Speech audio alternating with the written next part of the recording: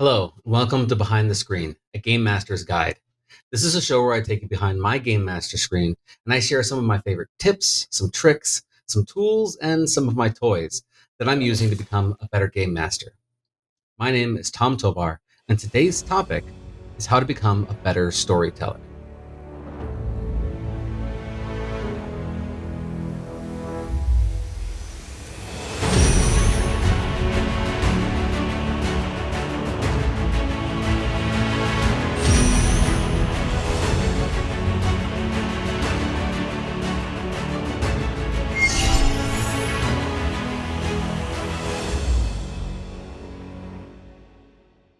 Many experienced game masters weave together words so well and so deftly, their players have no choice but to be swept away into their lands of magic, fantasy, and adventure. As you and your party enter the third floor study of the governor's mansion, the cold night air creeps in from the open window like an invisible intruder. The full moon light seems to dance and mix with the night's mist, casting the room in a cold, uncaring blue haze. A large desk in the center of the room stands unyielding like a locked treasure chest, holding on greedily to the secrets it holds. As you examine the room, you find that the walls are covered in large paintings of pompous, unsmiling, wealthy men. They stand accusatory like judges, angry at this intrusion, and in their displeasure are cutting off potential routes of escape. Was that your imagination? Or did one of them just move? While mastering words is a skill that can only be gained through experience and intentional practice, it is, in my opinion, the most used, and therefore it's the most important tool in a game master's tool belt. So, how does one stretch their storytelling muscles and thereby avoid the game master's constant fight of just telling you what's in the room? You enter into the dark room, there's a desk in the middle of it. What do you do? Step one, surround yourself with good words. The only way to become better with words is to surround yourself with an abundance of them. Of course, there's a million ways to do this. Study your favorite game master, watch movies with great dialogue, or my personal favorite, read books. Finding sources that fit your style and your goals is a key first step. Personally, I love reading books because not only are they filled with amazing words, but also because I can learn a lot about other storytelling elements. More to come on that subject in a later episode. If you're looking for some great books to get started with, my personal favorites are The Name of the Wind and basically anything and everything written by Brandon Sanderson. Seriously, if you want to find some great words, these are some great places to start. Because this show is about becoming a better game master, and that includes myself, go into the comments below and list some of your favorite places to find some great words. Is there a book or a movie or some other source that you would recommend? List it down below and help out our game master community. Okay, number two, be patient with yourself and start small. Most of us have been part of games where the game master simply just told you the basics of the situation. And you know what? The game really didn't fall apart. In all honesty, this is where everybody starts their storytelling journey. And your players will most likely want to encourage you. And if they don't encourage you in your storytelling journey, maybe it's time to start looking for another table. But, anyways, this simple step is all about starting small and forgiving yourself for not getting it right away. You'll always have another chance to get it right in the next session or even in the next room. Step 3. No matter the method you prefer, intentionality and practice are the keys to finding your own personal rhythm. It is not enough to watch an experienced game master each week and hope to be transformed by the magical powers of osmosis. Instead, it might be better to take some time to intentionally study key scenes from said master. Try to pick out why you like each one of the scenes that you selected. After you've found something that you like and understand why you like it, it's time to start practicing. If you're watching a game master or watching a scene from a movie, try to copy the performer's style, their mannerisms, and their vocal tones. The intention is not to rip off the person that you're watching. Instead, you're practicing their techniques and becoming more and more familiar with how they string things together. For example, when and where do they put their dramatic pauses? If you take the book route, like I do, read and reread passages that appeal to you and examine the word choice, flow, and the rhythm. Every person who works with words, written or spoken, has their own rhythm. By studying different sources, you'll slowly begin to understand what your personal rhythm is. My biggest caution here is don't study one specific source, or you'll inevitably become a lesser copy of them. Nobody wants that. Instead, focus this practice on multiple sources so you can figure out what feels natural and comfortable in your own mind and in your own mouth. But what do I mean by that? Well, if you have a hard time remembering how the actor said something, the chances are that the sentence is organized in a way that is unnatural from the way that you think or the way that you speak. If, on the other hand, you can read it in your mind and it sounds fine, but then when you start speaking it, you start stumbling over the same spots over and over and over again, there's a pretty good chance that it's wrong for your mouth. In both cases, it's a simple fix. All you got to do is reorganize the sentence over and over again until it feels right for you, in your mind and in your mouth. Okay, I know that was a lot. Here's a recap of step 3. Now, first, find some dialogue or a sentence you like from any source. Repeat it word for word multiple times as best as you can, slowly changing it over time until it feels natural in the way that you think in your mind or in the way that you speak in your mouth.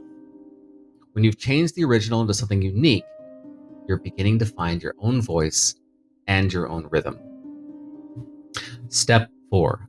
Apply everything to the game mastering environment. So while you're doing your watching, your listening, your analyzing, and your practicing, begin to pay special attention to the word choice in the following 3 areas. The reason is that all game master storytelling happens in these specific 3 areas. So, number 1, descriptions of environments. Number 2, descriptions of action. And finally, number 3, character word choice. In all of your gaming environment areas and all your gaming storytelling, you're going to find out that these are the 3 areas that you're going to be speaking the most on. So, how does your favorite storyteller approach these specific 3 areas? What words or phrases do they use to make you feel like you're part of the action or you're really in that environment, or even that you're talking to a real person? Something just as important to notice is when to give large amounts of information and when to not give large amounts of information. Sometimes a closet with a broom in it is only a closet with a broom in it. So for this step, take what you've been practicing and what you've been learning and apply it to your next game. Make notes to yourself and figure out where to place that note so you don't lose it later on when you're actually playing the game. And then read it out to your players.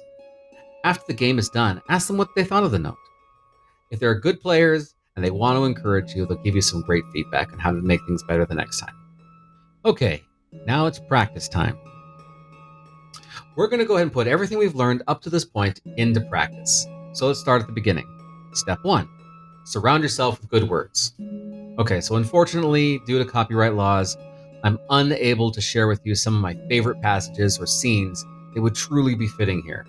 So for this example, let's just pretend that you found my introduction to this video very interesting, and you would like to go ahead and examine it and learn from it. So once again, here's that room description from before with the script alongside of it so you can examine it just a little bit more closely. As you and your party enter the 3rd floor study of the governor's mansion, the cold night air creeps in from the open window like an invisible intruder. The full moon light seems to dance and mix with the night's mist, casting the room in a cold, uncaring blue haze.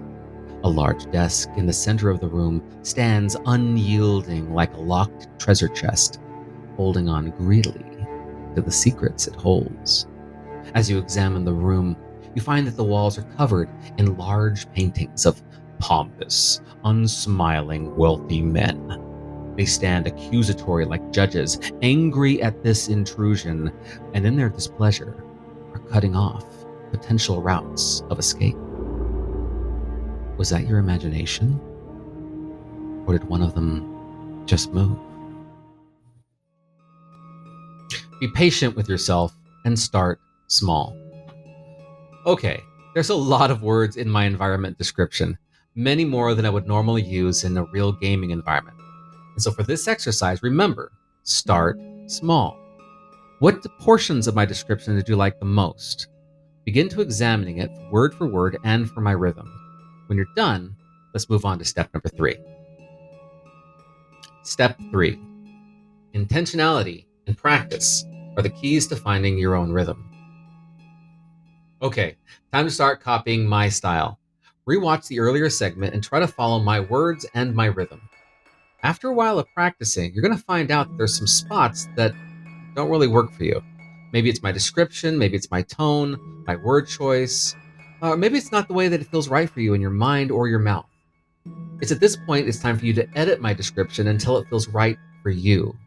For this reason, I've placed my script in the description of this video. Go ahead and copy and paste it to wherever you need to and start making adjustments to it until it starts feeling right for you. When you've edited my description and you're ready to try it out for yourself, here's the same mood music without my narration so you can practice it out loud and see if you can get the same kind of a feel.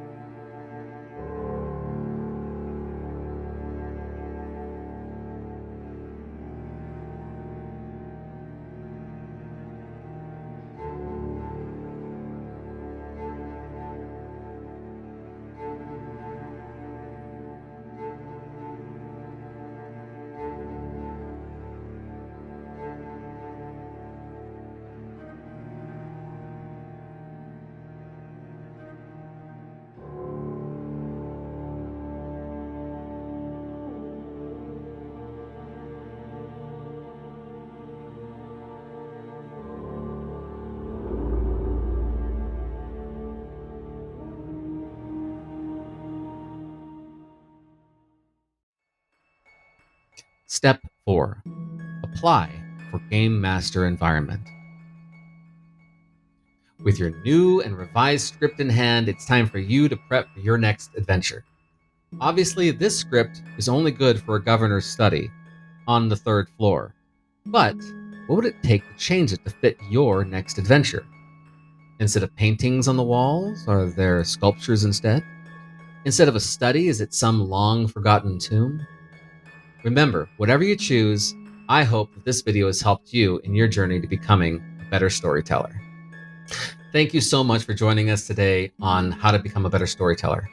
I would love to see what you changed in my description to match your rhythm, your style, and your next environment. In the comments below, go ahead and paste what you came up with and help our community with more examples of great writing. Oh, and while you're down there, don't forget to like and subscribe so we can grow as a channel and continue to bring you more episodes just like this one. Be sure to catch our next episode, Campaign Notekeeping, Tome of the Game Master.